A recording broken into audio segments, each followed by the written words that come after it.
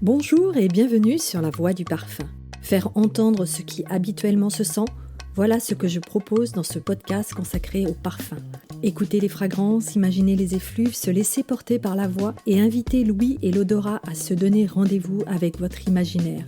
Quel programme!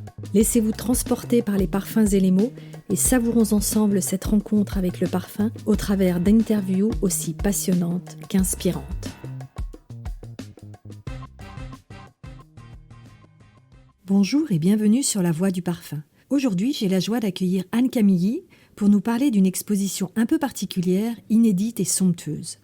Il s'agit de l'exposition Le Flacon en Majesté, esprit d'une collection qui présente pour la première fois au public l'une des plus belles collections de flacons de parfum au monde. Cette collection extraordinaire est celle d'un homme, Georges Stamm, qui voue une affection toute spéciale au flacon en cristal de Baccarat. Elle préfigure le futur musée du flacon de parfum qui viendra offrir un écrin prestigieux à cette collection hors du commun. Anne est commissaire de l'exposition et va nous en raconter les prémices, les coulisses et les pépites. Avant d'aborder notre sujet des flacons exposés, je vous présente Anne Camilly. Vous êtes un peu la chef d'orchestre d'une exposition car votre métier consiste en effet à en assurer la conception, la direction artistique, la muséographie et la scénographie. Vous contribuez ainsi au rayonnement des grandes maisons et des savoir-faire français.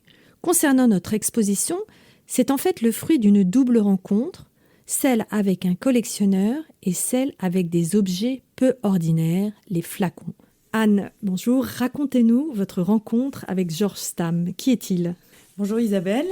Merci de me convier à cet échange. Alors, Georges Stamm, c'est une rencontre qui m'a été permise grâce à la région du Grand Est et plus particulièrement à la communauté de communes de Lunéville à Baccarat qui est à l'origine de ce projet d'exposition. Georges Stamm est un collectionneur de flacons de parfum depuis plus de 30 ans. Il a constitué une collection extraordinaire, une des plus belles au monde. Son grand projet de vie, c'est de créer un musée du flacon de parfum. Il a remarqué au fil de sa collection que de nombreux flacons venaient des cristalleries de Baccarat. Quand il s'est dit où pourrait-on faire un musée du flacon de parfum, Baccarat lui est apparu comme une évidence. Pour revenir un peu en arrière, comment a-t-il eu le coup de foudre pour son premier flacon ? Racontez-nous cette première rencontre. Alors cette première rencontre, elle a eu lieu chez un antiquaire genevois où Georges était allé dénicher un des premiers aspirateurs du XXe siècle en bois. Et puis l'antiquaire, le voyant admirer des objets de vitrine, lui met dans la main un petit flacon en forme de tortue que Georges admire, mais Georges achète son aspirateur et repart. Il, m'a-t-il raconté, a pensé à ce petit flacon en forme de tortue ravissant toute la nuit. Et le lendemain n'a eu de cesse que de retourner à Genève pour acheter le flacon en question. Ce flacon est le flacon du parfum des Champs-Élysées de Guerlain et c'est le point de départ de la collection de Georges. Combien a-t-il de pièces ? Je suis incapable de vous répondre. Je sais qu'un inventaire officiel a été fait d'environ 1500 pièces, mais d'après ce que j'ai pu voir lors de ma sélection, plusieurs caisses ne sont pas encore complètement inventoriées et valorisées, donc moi je dirais qu'il en a plusieurs milliers. Qu'est-ce qui s'est passé dans sa tête en tant que collectionneur pour avoir envie un jour d'exposer tous ces trésors ? C'est qu'en fait, il a commencé par collectionner des flacons et puis s'est rendu compte qu'autour du flacon, il y avait un coffret, une étiquette, un parfum, l'histoire d'une maison, l'histoire d'un créateur, l'histoire d'une industrie complète avec plusieurs corps de métier et ça l'a fasciné. Donc il s'est documenté comme le font presque tous les collectionneurs. Et de là, s'est rendu compte que c'était un sujet extrêmement riche. Et votre rencontre, vous, Anne, avec Georges, elle a lieu où, quand ? Et depuis, une grande histoire, une amitié s'est liée. Alors, elle a eu lieu lorsque j'ai accepté de répondre à l'appel d'offres lancé par la communauté de communes de Lunéville à Baccarat au mois de juillet 2019. Et donc, après cet appel d'offres, j'ai été donc sélectionnée par la communauté de communes et j'ai rencontré Georges. Quelles sont les premières impressions que vous avez eues en rencontrant ce personnage ?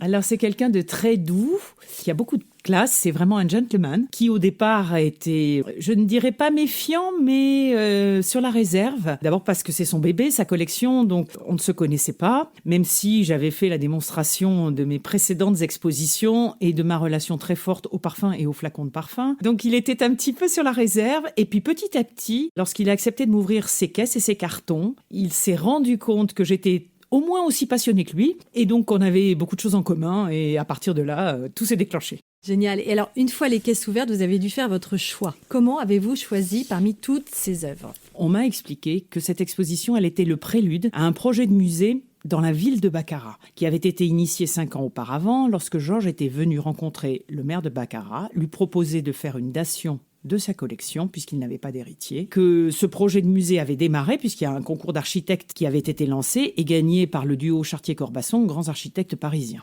Donc vous êtes devant ces flacons, vous avez des coups de cœur, vous choisissez à l'intuition. Comment ça se passe ? Alors, c'est un peu tout en même temps. D'abord, on raisonne quand même. On se dit, bon, cette exposition, pourquoi une exposition déjà alors qu'il va y avoir un musée ? En fait, le challenge, c'est de se dire, pour faire un musée, il faut beaucoup d'argent. La ville de Baccarat a rassemblé une partie des fonds. Il manque encore des fonds. Tous ensemble, ils se disent, il faut donner à voir. On a fait une belle brochure, on a fait un petit film, mais ça ne suffit pas. Il faut donner à voir pour que des partenaires éventuels, qui pour le moment ne sont pas intéressés par le projet ou ne sont pas au courant, puissent avoir un vrai coup de cœur en découvrant la richesse de la collection de Georges. Donc cette exposition, c'est un prélude au musée. En même temps, on m'avait avancé le nom de exposition de préfiguration. Un musée, il va faire plusieurs centaines de mètres carrés. Là, on me donne bien sûr un cahier des charges avec une surface et puis des contraintes techniques, bien sûr, et puis un budget. Donc je ne pouvais pas choisir l'ensemble de la collection. Impossible.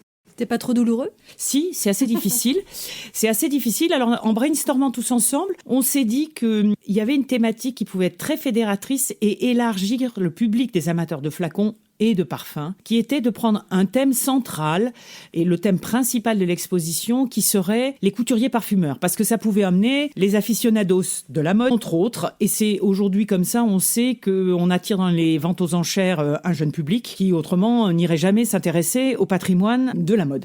De là est née votre scénographie, c'est ça ? Oui, de là est né le thème principal de la scénographie. Je me suis tout de suite mise à réfléchir à comment mettre en scène des flacons de couturiers parfumeurs de façon inattendue, un peu spectaculaire, pour que le public soit complètement imprégné de l'histoire. Parce que je suis convaincue que la scénographie aide à se projeter dans une histoire. Le décor, si beau soit-il, s'il est neutre, ne va pas entraîner la même démarche et la même émotion. Si on arrive à partager l'émotion d'un thème à travers un décor, ça se passe dans les films, on voit bien que ça marche.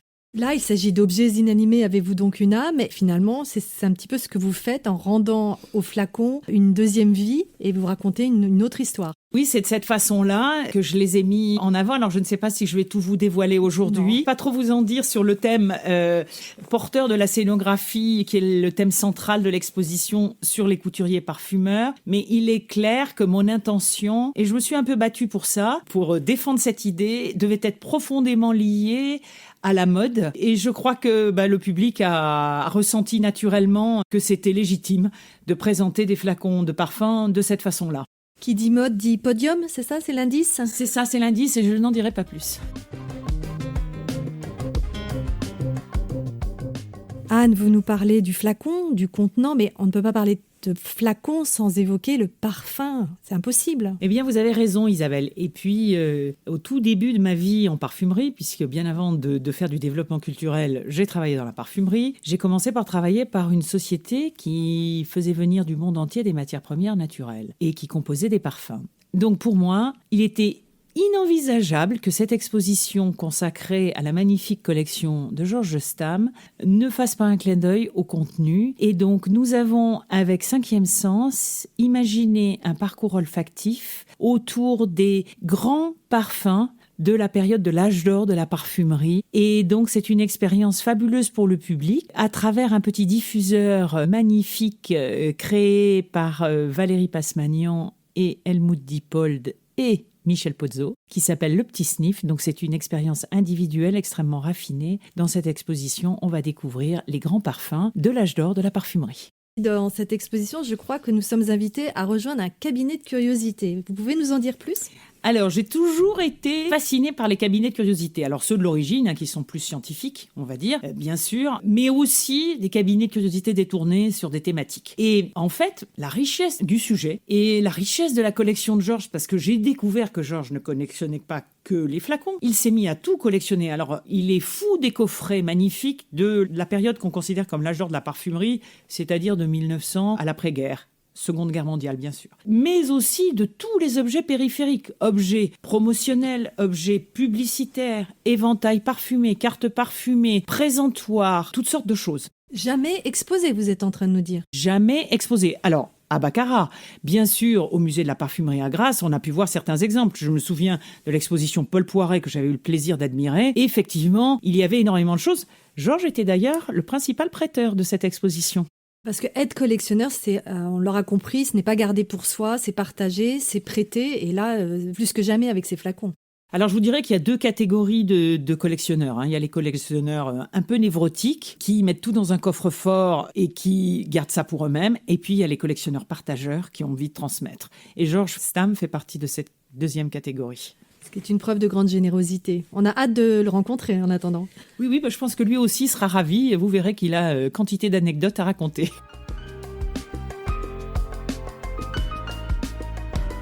Vous avez évoqué la notion de podium, de mode. Parlez-nous quand même un petit peu de ces couturiers parfumeurs, finalement sans lesquels ces flacons ne seraient pas là aujourd'hui. Ce que j'ai un peu fait dans l'exposition aussi, c'est que pour moi, il était important de remettre ces flacons de couturier dans un contexte mode, donc à travers des objets périphériques. Alors des objets périphériques qui viennent de la collection de Georges Stamm, mais aussi de 2 collections privées, en particulier une qui est riche en accessoires de mode, et de ponctuer de temps en temps le contenu d'une niche de cabinet de curiosité avec un foulard, une paire de gants, un sac à main, qui soit dans l'esprit du flacon, voire même de la même maison, et qui permettent vraiment de mettre en scène l'objet et de donner du sens à ce thème du cabinet de curiosité. Parce qu'un cabinet de curiosité, c'est rempli en fait. C'est vraiment quelque chose de riche. C'est pas épuré. On n'est pas dans l'épure. On est vraiment dans quelque chose d'abondant qui y amène à se poser plein de questions, qui aide à rentrer dans l'histoire. Et c'est vraiment ce que j'ai voulu faire et que j'ai eu la liberté de faire. Oui, un cabinet de curiosité, on ne sait plus où donner de l'œil, du nez, on ne sait plus où regarder. Comment vous avez travaillé pour dire suffisamment pour être pédagogue auprès de la jeunesse qui va découvrir ce patrimoine finalement ? Alors au fil des expositions que j'ai imaginées et celles que j'ai visitées aussi, je me suis rendu compte que bien souvent le point faible des expositions, c'était la façon dont étaient présentés les cartels de légende. Souvent, c'est écrit trop petit. Souvent, c'est trop bas. On se plie le dos, donc on en lit 2, 3, et puis après, on arrête. C'est inconfortable. Quelquefois, c'est tellement technique que pour le grand public et pour moi, la mission numéro 1 de la culture, c'est la transmission. Donc le partage et le fait d'être compris. Donc c'est bien d'avoir un langage de spécialiste, mais au moins il faut l'expliquer. Donc ça, c'est très important. Donc j'ai beaucoup réfléchi à la façon de présenter les légendes au fil du temps. Et lors d'une exposition à Séoul, j'avais imaginé de mettre à côté de chaque vitrine 2 petits pupitres avec un petit livret illustré pour donner la possibilité à 2 personnes en même temps de lire les légendes, en fait. Et sur chaque page, je ne voulais pas mettre de numéros dans les vitrines parce que je trouve que ça pollue les objets et ça rend l'exercice difficile parce que si on doit à chaque fois se référer à un numéro dans une liste et un numéro sur un écrit, que ça soit un petit cartel, un panneau ou autre, c'est compliqué et c'est lassant. Et donc de mettre la photo de l'objet et la légende à côté. Et j'ai procédé exactement de cette façon-là pour Baccarat. Et donc du coup, ça facilite beaucoup les choses pour le grand public. Quelle est la part digitale dans cette exposition, justement, pour accompagner les visiteurs ? On n'a pas créé d'outils digitaux à proprement parler, mais j'ai imaginé avec mon équipe, parce que bien sûr, je ne travaille pas seule, j'ai une équipe de talents freelance avec qui je collabore depuis 15 ans pour certains, dans tous les domaines du graphisme, de la photo, de l'architecture, etc. Et la scénarisation audiovisuelle, j'ai imaginé des petits films consacrés au savoir-faire, du cristal, du coffret, avec une partie vraiment traditionnelle avec le coffret monté-main, gainé-main, doré au petit fer, et une partie plus industrielle chez un fabricant d'étuis cartonnés qui travaille pour la parfumerie de luxe encore aujourd'hui. Et il y a également un petit film qui présente le futur musée. Donc voilà ce que nous avons comme contenu, on va dire audiovisuel sur l'exposition. Vous avez cité le cristal, on est dans le Grand Est, on est dans le cœur du cristal. Est-ce que vous pouvez nous en parler un petit peu parce que finalement on connaît peu ce domaine-là et les métiers qu'il y a autour ?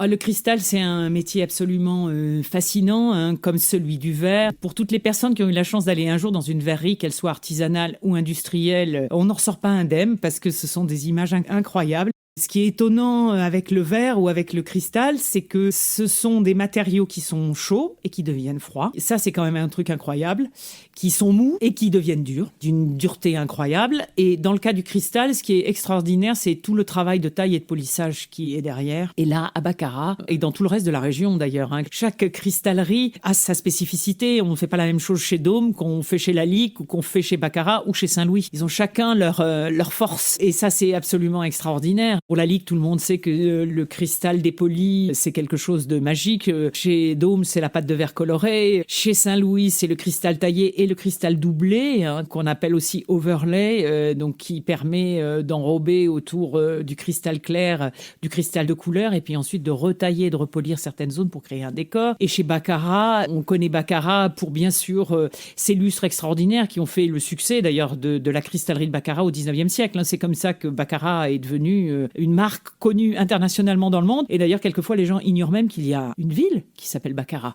Je crois que plusieurs auditeurs vont découvrir en effet qu'il y a une ville, mais on a de quoi être très fiers de ce savoir-faire français.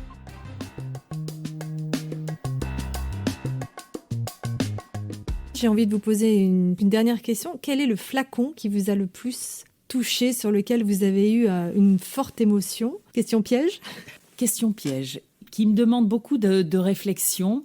Mais il y a un flacon que j'adore pour sa poésie. C'est le flacon de Dans la nuit de Worth, qui est une boule bleue, comme un firmament étoilé, réalisé par Lalique, qui est pour moi un des plus beaux flacons qui soit. Parce qu'il est plein de poésie et que c'est quelque chose d'universel. Le firmament étoilé, c'est quelque chose qui émerveille tout le monde dans le monde entier. Et quel que soit l'endroit dans le monde, on peut admirer le firmament étoilé, et puis le bleu est ma couleur fétiche, donc peut-être que c'est aussi une des raisons pour lesquelles j'aime tellement ce flacon.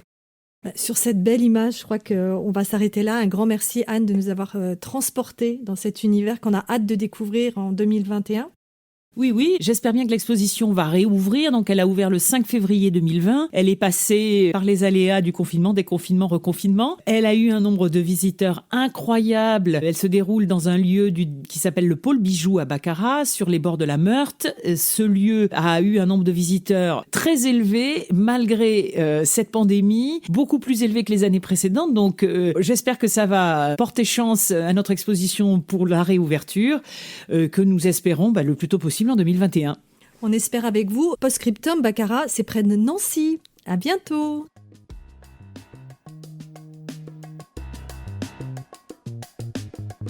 Merci de nous avoir suivis sur La Voie du Parfum. N'hésitez pas à liker, commenter, partager et à vous abonner. On se retrouve très bientôt pour une autre interview ou lors d'une échappée belle sur La Voie du Parfum, le podcast. À bientôt.